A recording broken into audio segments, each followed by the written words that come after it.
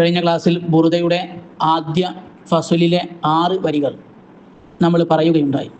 മഹാനായ ഖർബുത്തി ഇമാം അവിടുത്തെ ഖസീദത്തുൽ ബുറുദയുടെ വ്യാഖ്യാനത്തിൽ അസീദത്തു ശുഹദ എന്ന ഗ്രന്ഥത്തിൽ പറയുന്നുണ്ട്, നമ്മൾ ഈ പറഞ്ഞ ആദ്യത്തെ 6 വരികൾ കേട്ടപ്പോഴാണ് നബി സല്ലല്ലാഹു അലൈഹി വസല്ലമ ആ വരികളിൽ ഇങ്ങനെ ലയിച്ച് നല്ല ആവേശത്തിൽ ഇങ്ങനെ ആടി ഉലയുന്നതായിട്ട്, അങ്ങോട്ടും ഇങ്ങോട്ടും ഇങ്ങനെ ആടി ഉലയുന്നതായിട്ട്, അതിലിങ്ങനെ ലയിച്ചിരിക്കുന്നതായിട്ട് ഇമാം ബൂസീരി റഹ്മത്തുള്ളാഹി അലൈഹി അവിടുത്തെ സ്വപ്നത്തിൽ ദർശിച്ചു എന്ന് പറയുന്നുണ്ട്. അതിനർത്ഥം നബി സല്ലല്ലാഹു അലൈഹി വസല്ലം തങ്ങൾ അതിനെ സ്വീകരിച്ചു, അതിനെ ഇഷ്ടപ്പെട്ടു എന്നാണ്. ഇനി ഇൻഷാ അല്ലാഹ് നമുക്ക് ബാക്കിയുള്ള വരികളിലേക്ക് കടക്കാം. وأثبت الوجد خطي عبرة وظنا مثل البهار على خديك والعنم. وأثبت സ്ഥാപിച്ചിരിക്കുന്നു, ഉണ്ടാക്കിയിരിക്കുന്നു, തീർത്തിരിക്കുന്നു. അൽ വജദു തീവ്രമായ സ്നേഹം, അനുരാഗം. എന്തിനെയാണ് ഉണ്ടാക്കിയിരിക്കുന്നത്? ഖത്വി 2 പാടുകളെ, 2 വരകളെ ഉണ്ടാക്കി. എന്തിൻ്റെ വര? അബ്റത്തിൻ കണ്ണീരിൻ്റെ 2 ചാലുകൾ, 2 വരകൾ ഇങ്ങനെ ഉണ്ടാക്കിയിട്ടുണ്ട്. പിന്നെ എന്തിൻ്റെ? വലനാ അവശതയുടെയും, കണ്ണീരിൻ്റെയും അവശതയുടെയും, അനാരോഗ്യം കാരണത്താലും കണ്ണീരിങ്ങനെ ഒലിച്ചിറങ്ങിയത് കാരണത്താലും 2 വരകൾ സ്നേഹം ഉണ്ടാക്കിയിട്ടുണ്ട്. ഏതുപോലെ? മിഥിലൽ ബഹാരി, ബഹാർ എന്ന് പറയുന്ന പുഷ്പം പോലെ. അറബി നാടുകളിലൊക്കെ കാണുന്ന മഞ്ഞ നിറത്തിലുള്ള ഒരു പൂവിൻ്റെ പേരാണ് ബഹാർ എന്ന് പറഞ്ഞാൽ. ആ ബഹാർ പുഷ്പം പോലെ. എവിടെയാണ് ഈ വരകൾ ഉണ്ടാക്കിയിരിക്കുന്നത്? അലാ ഖദ്ദൈക, നിന്റെ 2 കവിൾ തടങ്ങളിൽ. വൽ അനമി, പിന്നെ എന്തുപോലെയും? ബഹാർ പുഷ്പം പോലെയും. വൽ അനമി, അനം ചെടിയെ പോലെയും. അനം എന്ന് പറഞ്ഞാൽ ഒരു ചെടിയാണ്, ചുവന്ന നിറത്തിലുള്ള മറ്റൊരു പൂവാണെന്നും അല്ല, ഒരു ചെടിയാണ് എന്നൊക്കെ അഭിപ്രായമുണ്ട്. അപ്പൊ ഇതുപോലെ ദുഃഖം കൊണ്ട് ഹൃദയം മഞ്ഞളിച്ച് നിൽക്കുന്ന ഒരവസ്ഥ, സങ്കടം വന്ന് മുഖം ഒരു മഞ്ഞ കളർ രൂപത്തിൽ മഞ്ഞളിച്ച് നിൽക്കുന്ന ആ അവസ്ഥയെ ബഹാറാകുന്ന മഞ്ഞ പുഷ്പത്തിനോട് കവി എന്ത് ചെയ്യാണ്? സാദൃശ്യപ്പെടുത്തുകയാണ്. കണ്ണീര് കൊണ്ട് 2 പാടുകൾ വന്നത് അനം ചെടിയെ പോലെ. ഇങ്ങനെ നോക്കുമ്പോൾ ഒരു അനം ചെടി ഇങ്ങനെ നിൽക്കുന്നത് പോലെ അവിടെ ഇങ്ങനെ ഒരു പാട്, ഒരു ചുവപ്പ് നിറം അവിടെ കാണുന്നുണ്ട്. പാട് ഇങ്ങനെ വരുന്നപ്പോൾ അവിടെ ഒരു ചുവപ്പ് നിറം കാണുന്നുണ്ട്. അതുകൊണ്ട് അത് അനം ചെടിയോട് അല്ലെങ്കിൽ അനം പുഷ്പത്തിനോട് അതിനെയും സാദൃശ്യപ്പെടുത്തി. ഈ വരിയിൽ പറയുന്നത് എന്താണ്? ബഹുമാനപ്പെട്ട ഇമാം ബൂസീരി റഹ്മത്തുള്ളാഹി അലൈഹി തൻ്റെ ആത്മാവിനോട് പറയാൻ, നിന്റെ മുഖത്ത് ദുഃഖവും അതുപോലെ കരഞ്ഞു കലങ്ങിയ നിന്റെ കണ്ണുകൾ ചുവന്നതും മഞ്ഞ നിറത്തിൽ അവശത കാരണം മഞ്ഞ നിറമായ നിന്റെ മുഖവും ഞാൻ കാണുന്നുണ്ട് എന്ന് പറയുകയാണ്. നഅം സറാ ത്വയ്ഫു മൻ അഹ്വാ ഫഅർഖനി വൽ ഹുബ്ബു യഅ്തരിദുൽ ലദ്ദാതി ബിൽ അലമി. നഅം, അതേ. സറാ, രാത്രിയിൽ വരുന്നു, പ്രയാണം നടത്തുന്നു, രാത്രി സഞ്ചാരം നടത്തുന്നു. ആര്? ത്വയ്ഫുമൻ, ഒരാളുടെ സ്വരൂപം, ഒരാളുടെ രൂപം രാത്രിയിൽ പ്രയാണം നടത്തുന്നുണ്ട്. അഹ്വാ, എങ്ങനത്തെയാളാണ്? അഹ്വാ, ഞാൻ അയാളെ സ്നേഹിക്കുന്നു. ഞാൻ സ്നേഹിക്കുന്ന ഒരാൾ രാത്രി എൻ്റെ അടുത്ത് വരുന്നു. അങ്ങനെ ഫഅർഖനി, എന്നിട്ട് അതെൻ്റെ ഉറക്കം കെടുത്തുന്നു.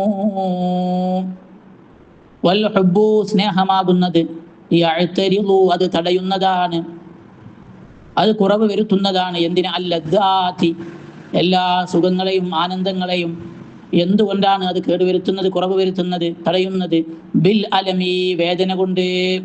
അപ്പൊ എന്താണ് ഇത്ര വലിയ വിഷമം? കരഞ്ഞ് കലങ്ങിയ ചുവന്ന നിറമായ കണ്ണുകളും രോഗം കാരണം അവശമായ മുഖവും ഒക്കെ കാണാനുള്ള കാരണം എന്തേ? അത് സമ്മതിക്കാൻ. ഞാൻ, അതേ, ആ പറഞ്ഞത് ശരിയാണ്, അങ്ങനെ ഉണ്ട്.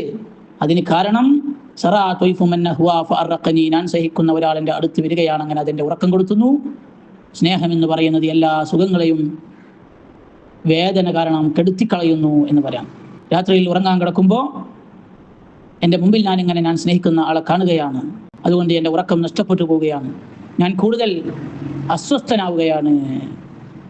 ആരാണ് ഈ വരുന്ന ആള്? അതിപ്പോൾ പറയുന്നില്ല. യാ ലാഇമി ഫിൽ ഹവാ ഹവൽ മുഅ്ദിരി മഅദിറതൻ മിന്നി ഇലൈക വലൗ അൻസഫ്ത ലം തലുമി. അപ്പോൾ പ്രതീക്ഷിച്ചിരിക്കുകയാകാം അയാളെ. അതാണ് ഇങ്ങനെ മുമ്പിൽ കാണുന്ന പോലെ തോന്നുന്നു എന്നൊക്കെ പറയുന്നത്. ആ പ്രതീക്ഷകളാണ്. സ്നേഹിക്കുന്ന ആളെ പ്രതീക്ഷിക്കുകയാണ്. അയാൾ വന്നാൽ എൻ്റെ രോഗം മാറും, എൻ്റെ വിഷമം മാറും, അയാളെ പ്രതീക്ഷിക്കുകയാണ്. ചിന്തയിൽ മുഴുകിക്കൊണ്ട് ഇങ്ങനെ ക്ഷീണിച്ചു പോയി എന്ന് പറഞ്ഞു.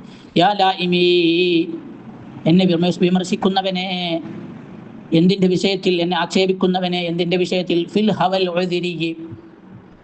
ഉദ്രിയായ സ്നേഹത്തിൻ്റെ വിഷയത്തിൽ, ഗാഢമായ അങ്ങേ അറ്റമെത്തിയ സ്നേഹത്തിൻ്റെ വിഷയത്തിൽ എന്നെ ആക്ഷേപിക്കുന്നവനെ മഅദിറതൻ മിന്നി, എന്നിൽ നിന്ന് നീ എന്ത് ചെയ്യണം, നീ ക്ഷമാപണം സ്വീകരിക്കണം. ഞാൻ നിന്നോട് ക്ഷമ ചോദിക്കുകയാണ്, എന്നിൽ നിന്നുള്ള ആ ക്ഷമാപണം മഅദിറത്ത് അത് നീ സ്വീകരിക്കണം. ആരോടുള്ള ഇലൈക്ക, നിന്നോട് ഞാൻ നടത്തുന്ന എൻ്റെ ക്ഷമാപണം നീ സ്വീകരിക്കണം. ഉദ്രിയായ സ്നേഹം എന്ന് പറഞ്ഞാൽ അത് വേണമെന്ന് വിചാരിച്ച് വരുന്നതല്ല, അത് വന്നു ചേരുന്നതാണ്. അതുകൊണ്ട് ഈ വന്നു ചേർന്ന ഈ സ്നേഹത്തിൻ്റെ വിഷയത്തിൽ നീ എന്നെ ആക്ഷേപിക്കരുത്, എന്നിൽ നിന്നുള്ള ക്ഷമാപണം നീ സ്വീകരിക്കണം. വലൗ അൻസഫ്ത, നീ നീതി കാണിക്കുന്നവനാണെങ്കിൽ ലം തലുമി, നീ എന്നെ ആക്ഷേപിക്കില്ലായിരുന്നു. ഇത് ആത്മാവ് പറയാണ്. ആരോടാ പറഞ്ഞേ? ബുസൈരി ഇമാമിനോട്, കവിയോട് പറയാൻ. ഇത് എന്നിലേക്ക് വന്നു ചേർന്ന സ്നേഹമാണ്, ഞാൻ ഉണ്ടാക്കിയെടുത്തു വന്നല്ല. അതാണ് ഉദ്രിയായ സ്നേഹം എന്ന് പറഞ്ഞാൽ. അതുകൊണ്ട് അത് നീ മനസ്സിലാക്കുകയാണെങ്കിൽ, നീ നീതി കാണിക്കുന്നവനാണെങ്കിൽ നീ എന്നെ ആക്ഷേപിക്കില്ലായിരുന്നു. വാണശിൽ ചെയ്യല്ലോ, അതുകൊണ്ട് നീ എന്നെ ആക്ഷേപിക്കില്ലായിരുന്നു.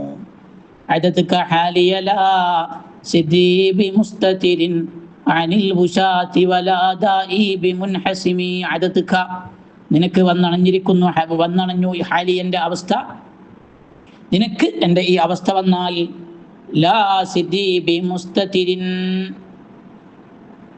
ലാ സിദ്ദി എൻ്റെ ഈ രഹസ്യത്തെ ബി മുസ്തതിരിൻ, അതായത് ലാ ബി മുസ്തതിരിൻ സിദ്ദി എന്നർത്ഥം. അങ്ങനെ പറഞ്ഞാൽ എൻ്റെ ഈ രഹസ്യത്തെ നിനക്ക് മറച്ചു വെക്കാൻ കഴിയൂല. അപ്പൊ എനിക്കിപ്പോൾ ഈ ഉണ്ടായിട്ടുള്ള ഈ ഉദ്രിയായ വന്നു ചേർന്ന സ്നേഹം നിനക്കാ ഉണ്ടായിരുന്നെങ്കിൽ നിനക്കും അത് മറച്ചു വെക്കാൻ കഴിയില്ല. അതങ്ങനത്തെ സ്നേഹമാണ്. എന്തിൽ നിന്ന്? അനിൽ ഉഷാത്തി, ഏശനിക്കാരിൽ നിന്ന്, കുറ്റം പറയുന്ന ആളുകളിൽ നിന്ന്. വലാദാഇ ബി മുൻഹസിമി, എൻ്റെ ഈ രോഗവും ബി മുൻഹസിമി, അത് മാറുന്നതല്ല. ഈ രോഗം മാറൂല, ഈ സ്നേഹം മറച്ചു വെക്കാൻ കഴിയില്ല. കുറ്റം പറയുന്ന ആൾക്കാർക്ക് നമുക്ക് അത് മറച്ചു വെക്കാം, നബി പ്രശ്നമൊന്നുമില്ലല്ലോ എന്ന് കവിയോട് ആത്മാവ് പറയാൻ. എൻ്റെ ഈ അവസ്ഥ നിനക്കാണെങ്കിൽ നിനക്കും ഇത് മറച്ചു വെക്കാൻ കഴിയില്ല. എൻ്റെ വേദനകൾ ഇതാണ് ഈ കണ്ണിലൂടെ വരുന്നത്, എൻ്റെ സ്നേഹമാണ് ഈ ചാരിട്ടൊഴുകുന്നത് എന്നാ പറയുന്നത്. മഹൽതനി നുസ്ഹ ലാകിൻ ലസ്തു അസ്മഉഹു ഇന്നൽ മുഹിബ്ബ അനിൽ ഉദ്ദാലി ഫീ സമമി. മഹൽതനി, ഇതിലൊക്കെ സംശയങ്ങളൊക്കെ ഉണ്ടെങ്കിൽ ചോദിക്കണം കേട്ടോ. മഹൽതനി, നീ എന്നോട് ആത്മാർത്ഥത കാണിച്ചു. ആത്മാവ് പറയാണ് കവിയോട്, മഹൽതനി, നീ എന്നോട് ആത്മാർത്ഥത കാണിച്ചു. ഈ വിഷയത്തിൽ അന്നുസ്ഹ, ഉപദേശിക്കുന്ന വിഷയത്തിൽ. അപ്പൊ ചോദിച്ചു, ഉപദേശിച്ചല്ലോ, ഉപദേശിക്കാൻ കാരണം എന്തേ? അനക്കിനോടുള്ള സ്നേഹം കൊണ്ടാണല്ലോ. ഇങ്ങനെ കരയല്ലേ എന്നൊക്കെ പറഞ്ഞല്ലോ, അത് സ്നേഹം കൊണ്ടാണല്ലോ. അപ്പൊ നീ എന്നോട് ആത്മാർത്ഥത കാണിച്ചു, അന്നുസ്ഹ, ഉപദേശിക്കുന്ന വിഷയത്തിൽ. എന്നാൽ ലാക്കിൻ, എന്നാൽ ലസ്തു അസ്മഉഹു, ലസ്തു ഞാനായിരുന്നില്ല, അസ്മഉഹു, അത് കേൾക്കുന്നവനായിരുന്നില്ല. നീ എന്നെ ഉപദേശിച്ചെങ്കിലും എനിക്കത് സ്വീകരിക്കാൻ കഴിയുന്നില്ല. എന്തേ കാരണം എന്നറിയോ? ഇന്നൽ മുഹിബ്ബ അനിൽ ഉദ്ദാലി ഫീ സമമി. ഇന്നൽ മുഹിബ്ബ, തീർച്ചയായും സ്നേഹിക്കുന്നവൻ മുഹിബ്ബുണ്ടല്ലോ, അനിൽ ഉദ്ദാലി, ഏശനിക്കാരുടെ കാര്യത്തിൽ, കുറ്റം പറയുന്ന ആൾക്കാരുടെ കാര്യത്തിൽ, ഫീ സമമി, അവൻ ബധിരനാണ്. സ്നേഹം തലക്ക് പിടിച്ചാൽ ഇവരെ കുറ്റം പറയുന്നതൊന്നും കേൾക്കാൻ കഴിയൂല. അങ്ങനത്തെ ഒരവസ്ഥയിലാണ്, ബധിരനാണ്, ഒന്നും കേൾക്കൂല. ഒരാളുടെ സ്നേഹം യുഇമി വയുസിമ്മു, അവനെ അന്ധനും ബധിരനുമാക്കും എന്ന് ഹബീബായി മുഹമ്മദ് റസൂലുള്ളാഹി സ്വല്ലല്ലാഹു അലൈഹി വസല്ലം പറഞ്ഞു. അമിതമായ സ്നേഹം. ഇന്നിത്തഹംതു, അതുകൊണ്ടാണ് എനിക്കിത് മാറ്റാൻ കഴിയാത്തത് എന്ന് പറയുന്നത്. ഇന്നിത്തഹംതു നസീഹ ശൈബി ഫീ അദലി വശൈബു അബ്അദു ഫീ നുസ്ഹിൻ അനിത്തുഹമി. ഇന്നിത്തഹംതു, ഇനി തീർച്ചയായും ഞാൻ, ഇത്തഹംതു, ഞാൻ തെറ്റിദ്ധരിച്ചു, ഞാൻ സംശയിച്ചു. നസീഹ ശൈബി, നസീഹ, ഉപദേശത്തിനെ, ഉപദേശകനെ. ഏതുപദേശകൻ? അശൈബി, നരയാകുന്ന ഉപദേശകനെ ഞാൻ തെറ്റിദ്ധരിച്ചു. ഏ വിഷയത്തിൽ? ഫി അദിലി, ആക്ഷേപിക്കുന്ന വിഷയത്തിൽ, ആക്ഷേപത്തിന്റെ വിഷയത്തിൽ. എന്നാൽ വശൈബു, നരയാകുന്നത്, അബ്അദു, അത് എത്രയോ ദൂരെയാണ്, വളരെ അകലെയാണ്. ഫി നുസ്ഹിൻ, അനിത്തുഹമി ഫീ നുസഹിൻ, ഉപദേശിക്കുന്ന വിഷയത്തിൽ അനിത്തുഹമി തെറ്റിദ്ധാരണയിൽ നിന്നും എത്രയോ അകലെയാണ്. അതായത് എന്താണ് ഈ വരിയിൽ പറഞ്ഞത്? ഇന്നിത്തഹംതു നസീഹ ശൈബി ഫീ അദൽ, എന്നെ പല ആളുകളും നിങ്ങൾക്ക് എന്നെ ഉപദേശിക്കുന്നുണ്ടല്ലോ.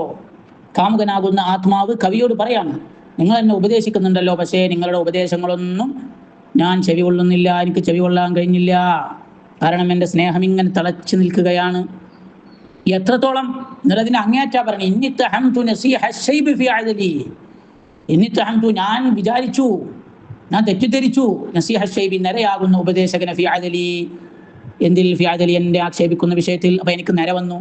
നര എന്താ? എൻ്റെ ഉപദേശിക്കാൻ നര, എനിക്കുള്ളൊരു മുന്നറിയിപ്പുകാരനാണ്. നിന്റെ ആയുസ് തീരാൻ പോവുകയാണ്, നന്മകളെ കൊണ്ട് അള്ളാഹുവിലേക്ക് അടുക്കണം എന്ന നിലക്കുള്ള എനിക്കൊരു മുന്നറിയിപ്പുകാരനാണ്, എൻ്റെ ഒരു ഉപദേശകനാണ് നര, നരയിൽ നര ബാധിക്കുന്നത്.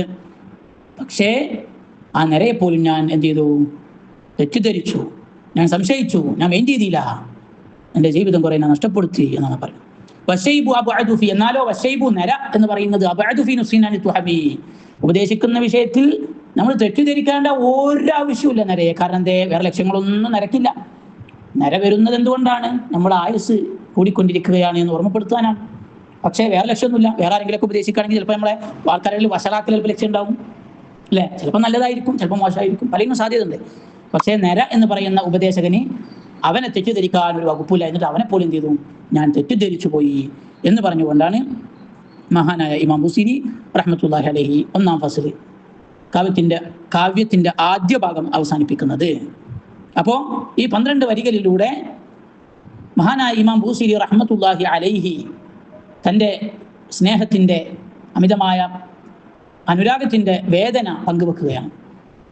കരഞ്ഞു കലങ്ങിയ കണ്ണുകളും മെലിഞ്ഞുണങ്ങിയ ക്ഷീണിച്ചുപോയ ശരീരവും, ഇതിനൊക്കെ കാരണം എന്താണ്? അത് മറ്റൊന്നുമല്ല, അത് സ്നേഹമാണ് എന്ന്. ഈ സ്നേഹത്തിനെ മറച്ചു വെക്കാൻ കഴിയുന്നതല്ല. മുത്തുനബിയോടുള്ള സ്നേഹം, മുത്തുനബി എന്ന് പറയുന്നില്ല, ആ സ്നേഹം മറച്ചു വെക്കാൻ കഴിയുന്നില്ല. അത് മറച്ചു വെച്ചാലും നമ്മുടെ പ്രവർത്തനങ്ങളിലൂടെ, എൻ്റെ കണ്ണിലൂടെ, എൻ്റെ ശരീരത്തിൻ്റെ അവസ്ഥയിലൂടെ, വേദനകളിലൂടെ അത് പുറത്തു വരികയാണ്. ഇത് മറച്ചു വെക്കാൻ കഴിയുന്നതല്ല. ഇത് ഉദിരിയായ സ്നേഹമാണ്, ഉണ്ടായതാണ്, അഭിനയിക്കുന്നതല്ല, സംഭവിച്ചു പോകുന്നതാണ്. അതുകൊണ്ട് നിങ്ങൾ ഉപദേശിച്ചാലും എനിക്കിത് മറച്ചു വെക്കാൻ കഴിയില്ല. ഞാൻ നിങ്ങളെ വെറുതെ തെറ്റിദ്ധരിക്കുക എന്നല്ലാതെ അതുകൊണ്ടൊരു കാര്യവും ഇല്ല. എൻ്റെ സ്ഥാനത്ത് നിങ്ങളായിരുന്നാലും നിങ്ങളും ഇങ്ങനെ തന്നെയാകുമായിരുന്നു എന്ന് ഇതിന് കാരണം ബുസീരി ഇമാം തേടുമ്പോൾ അതിന് മറുപടിയായി ആത്മാവിപ്രകാരം സംസാരിക്കുകയും ചെയ്യുന്ന മഹത്തായ ആ സ്നേഹത്തിൻ്റെ വേദനകളെ മഹാനായ ഇമാം ബുസീരി റഹ്മത്തുള്ളാഹി അലൈഹി തൻ്റെ ആത്മാവിനെ മുൻനിർത്തിക്കൊണ്ട് നമ്മിലേക്ക് പറഞ്ഞു തരികയാണ്. ഈ ആദ്യ ഫസ്ലിലൂടെ സ്നേഹത്തിൻ്റെ ആ കാഠിന്യത്തെ നമുക്ക് ഇതിൽ നിന്ന് ഉൾക്കൊള്ളാനും, മുത്തുനബിയെ നാം സ്നേഹിക്കുമ്പോൾ നമ്മെ ആര് കുറവാക്കാനും കുറ്റപ്പെടുത്താനും പല ലക്ഷ്യങ്ങൾ വെച്ച് ഉപദേശിക്കാൻ വന്നാലും ഒക്കെ നമ്മളത് മാറ്റിവെക്കേണ്ടതില്ലെന്നും ഇതിലേക്ക് ഇറങ്ങുമ്പോൾ അതൊക്കെ ഉണ്ടാകുമെന്നുമൊക്കെ ഉള്ള ഒരു ഓർമ്മപ്പെടുത്തൽ കൂടി നമുക്ക് ഈ വരികളിൽ നിന്ന് വായിച്ചെടുക്കാൻ സാധിക്കും. ഇത് നമ്മൾ മനസ്സിലാക്കേണ്ടത്, ഇത് നമ്മൾ ഇന്ന് കാണുന്ന ഉഡായിപ്പ് ആധുനിക പ്രണയങ്ങളെക്കുറിച്ചുള്ളതല്ല, മറിച്ച് മുത്തുനബിയോടുള്ള സ്നേഹത്തിനെ കുറിച്ചാണ്. അതുകൊണ്ട് ഇത്തരം വരികളെ അർത്ഥം വെക്കുമ്പോൾ, ഇത്തരം ക്ലാസ്സുകൾ കേൾക്കുമ്പോൾ ഒരു കാരണവശാലും നിങ്ങളുടെ ഉഡായിപ്പ് സ്നേഹങ്ങളിലേക്ക്, അന്യപുരുഷനോടും അന്യസ്ത്രീയോടുമുള്ള സ്നേഹങ്ങളിലേക്ക് കൂട്ടി ഈ ക്ലാസ്സുകളെ നിങ്ങൾ വായിക്കരുത്. അത് നല്ലത് കേട്ട് നിങ്ങൾ തെറ്റായ ചിന്തകളിലേക്ക് പോകുന്നതിന് തുല്യമാണ്. ഇത് മുത്തുനബിയോടുള്ള സ്നേഹമാണ് എന്ന് മനസ്സിലാക്കി മനസ്സിരുത്തി ഇതിനെ കേട്ട് ഉൾക്കൊണ്ട് ആ സ്നേഹം ഉദിരിയായ സ്നേഹത്തെ ഉണ്ടാവാൻ നമ്മൾ പരിശ്രമിക്കണം എന്ന് ഓർമ്മപ്പെടുത്തുന്നു. ബിഫദ്ലി സല്ലല്ലാഹു അലാ മുഹമ്മദ് സല്ലല്ലാഹു അലൈഹി വസല്ലം സല്ലല്ലാഹു അലാ മുഹമ്മദ് സല്ലല്ലാഹു അലൈഹി വസല്ലം. അല്ലാഹുമ്മ സ്വല്ലി അലാ മുഹമ്മദ് യാ റബ്ബി സ്വല്ലി അലൈഹി വസല്ലം.